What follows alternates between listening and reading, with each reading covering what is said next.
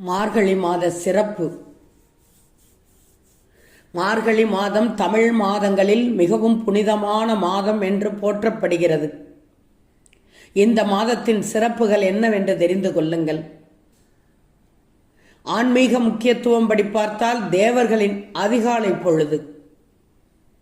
மார்கழி மாதம் தேவர்களுக்கு, தெய்வங்களுக்கு அதிகாலை பொழுதாகும்.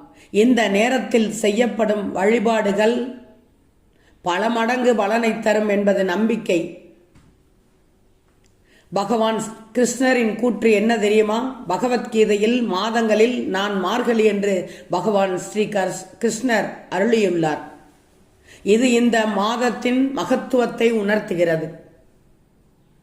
வழிபாட்டு முறைகள் என்று பார்த்தால் திருவம்பாவை, திருப்பாவை.